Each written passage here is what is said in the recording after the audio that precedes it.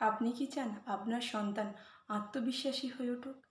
আজ আমরা জানব কিভাবে ছোট ছোট পদক্ষেপের মাধ্যমে আমরা ছোট বাচ্চাদেরকে আত্মবিশ্বাসী করে তুলতে পারি।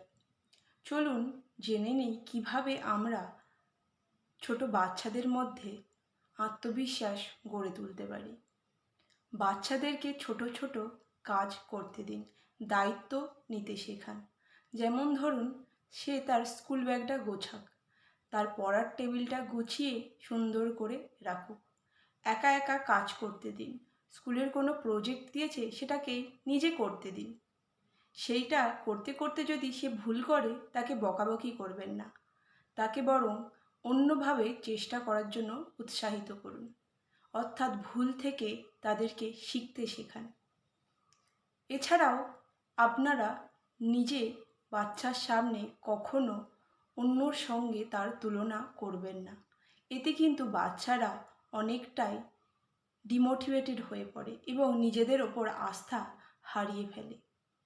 আত্মবিশ্বাসী হওয়া মানে কিন্তু সব কিছুতে সেরা হওয়া নয়। আত্মবিশ্বাসী হওয়া মানে বাচ্চার মধ্যে এই বিশ্বাসটা গড়ে উঠবে যে আমি চেষ্টা করতে পারি, আমি ভুল থেকেও শিখতে পারি এবং আমি ধীরে ধীরে নিজেকে আরও উন্নত করতে পারি। ছোট ছোট পদক্ষেপের মাধ্যমে কিন্তু আমরা বাচ্চাদের মধ্যে সেলফ কনফিডেন্স গড়ে তুলতে পারি। আমরা যদি একটু সচেতনভাবে বাচ্চাদের হ্যান্ডেল করি তাহলে কিন্তু তারা নিজেরাই আত্মবিশ্বাসী হয়ে উঠবে। তাই একটু সচেতনতার সঙ্গে বাচ্চার সঙ্গে ডিল করুন, দেখবেন তার আত্মবিশ্বাস কিন্তু অনেকটাই বেড়ে গেছে।